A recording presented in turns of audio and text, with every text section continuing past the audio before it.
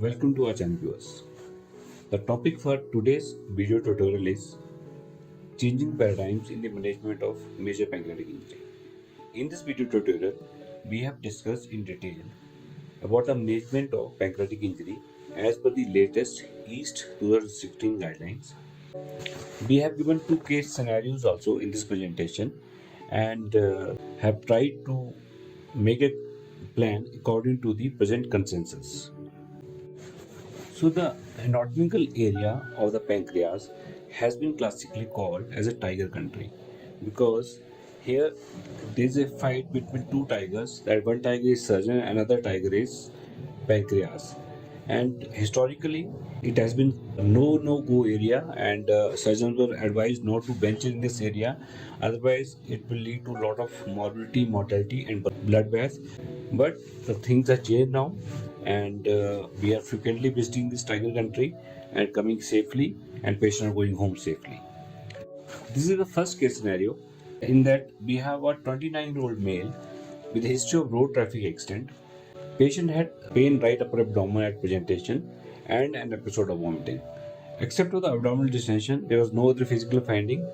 Initially, patient was managed at local hospital and was referred to us after 3 days after suspicion of pancreatic trauma based on ultrasound abdomen.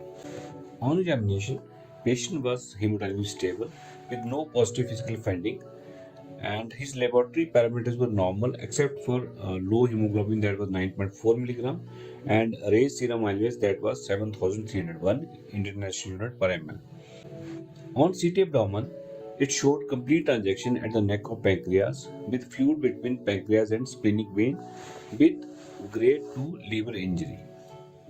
So this is the CT scan of the same patient as we discussed, in which inside the circle as highlighted by the arrow, there is a complete transaction of the pancreas, and it is reaching almost up to the splenic vein. As I said, there was a fluid between pancreas and splenic vein. So there will be a grade 3 splenic injury as per the asked classification. Dear friends, please make your plan of management for this patient, and I'll discuss our management at the end of this video tutorial. And after reviewing the literature, I hope we will be more wiser and will be able to manage this patient more efficiently. Coming to the pancreatic injury, brief introduction. It is a relatively uncommon organ to be injured in blunt trauma. The incidence is 5% in blunt trauma, around 6% for gunshot injury abdomen, and 2% for the stab injury. Penetrating trauma abdomen is the most common cause of pancreatic injury, which accounts for more than 70% cases of pancreatic injury. In India, approximately 1.18% of all trauma admission has associated pancreatic injury.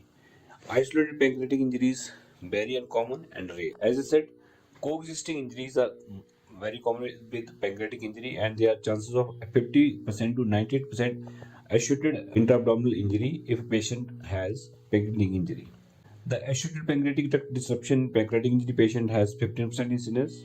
The morbidity of this trauma is very high, that is 36 to 60%, and mortality is 9% to 34%. The majority of deaths occur within the first 48 hours due to massive bleeding and its complication. The later cause of death is due to cysts, sepsis, and multi-organ failure, which accounts for the major deaths after 48 hours. So, how to diagnose a patient? First, be clinical, and we should have strong suspicion if there is a history of blunt trauma or a heavy object falling on the abdomen, especially in the epigastric region, or there is a road traffic accident with handlebar injury or seatbelt injury. Another is biochemical, that will be discussed in detail, and radiological. Coming to the biochemical analysis, the cornerstone of diagnosis is amylase and lipase level. So serum amylase is elevated in 80% of patients with blunt pancreatic injury. An elevated amylase level mandates a direct evaluation to rule out pancreatic injury, and studies has shown that amylase level upon admission are not very sensitive. The diagnostic yield of amylase is time sensitive. The normal serum amylase is found in 35% of patients with complete main pancreatic duct transaction. A value obtained 3 to 6 hours after presentation has much higher accuracy in predicting the pancreatic trauma. So serial or delayed measurement of amylase are more useful. So this is a study published in Annual Surgery by Takishima et al. So they have shown the relationship between the serum amylase level on admission and time elapsed from injury to admission. So they have studied total 73 patients, and they noticed that the serum amylase level within 3 hours of the admission had normal level in 35% patient in first 1 hour, 21% patient in 1 to 2 hours after injury, and 15.4% patient in 2 to 3 hour injury.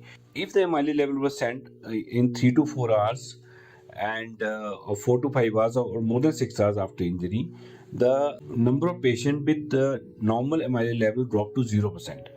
So, any patient in which we are suspecting clinically there is a possibility of pancreatic injury or the symptoms are not explained by other investigation method, we should send a serial amylase level, especially after 6 hours, and if they are rising, that are the pointer towards the pancreatic injury. For radiological evaluation, ultrasound extended fast will be part of evaluation of any brain trauma abdomen, but usually ultrasound is not sensitive enough to pick up the pancreatic injury, and the gold standard for diagnosing pancreatic injury is CCT pancreatic protocol. As the pancreas is a retroperitoneal organ, so the ultrasound has very low sensitivity for detecting the pancreatic injury. So CT is the initial study of choice. As I said, it is the gold standard for diagnosing the pancreatic injury. Earlier CT scan has overall sensitivity of 68%, and the reference for these data I have given in the video. False negative in less than 12 hours after trauma is chances are 20 to 40%. That we should remember that CT may not pick up the initial pancreatic injury finding in less than 12 hours, as there are little change in the density and minimal separation of the laceral pancreatic fragment. Multi-detector CT scan in portal-luminous phase have higher accuracy for detecting the pancreatic injury. Approximately 5 to 10% of MPT injury are missed on CT scan.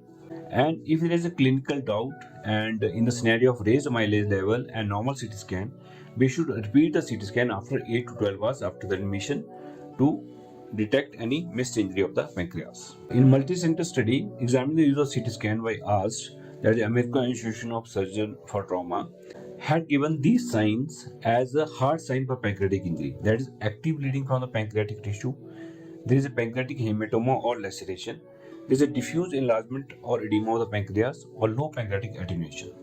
And they said that laceration of more than 50% of gland thickness on CT scan should raise concern for pancreatic ductal injury.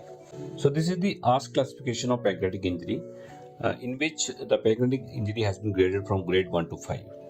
Grade 1 and 2 has two components, that is hematoma laceration, and grade 3 onwards are laceration only. So grade 1, if hematoma is a minor contusion without duct injury or tissue loss, or laceration, this is a minor laceration without duct injury or tissue loss. Grade 2, hematoma involving more than one portion, we will see in the picture also, and laceration with disruption less than 50% of circumference. As I said, if the circumference involved is more than 50%, we should suspect the major pancreatic, the MPD injury. Grade 3, laceration, there is a distal transaction or pancreatic injury with duct injury. If duct is involved, it becomes grade 3 injury. Grade 4 is laceration, which is proximal to the superior mesenteric vein, or there is a major pancreatic injury proximal to the superior mesenteric vein. Grade 5 is again laceration, there is a massive disruption of the pancreatic head. So figure B, that is the grade 1 injury, there is a hematoma which is involving only one portion of the pancreas, that is the neck in this case, and or a laceration which is not involving any tissue loss or there is no duct disruption. Grade 2 is when the hematoma is involving more than one portion, that is in this case is extending from the body to the head and neck is also involved, or there is a laceration with tissue loss without duct injury. Grade 3 is when there is a distal transaction or there is a pancreatic injury which is involving the duct leading to the leak of the pancreatic juices. Grade 4 will be laceration which is proximal to the superior mesenteric vein, or there is a major tissue loss proximal to the superior mesenteric vein towards the duodenum. And grade 5 is major disruption of the pancreatic head.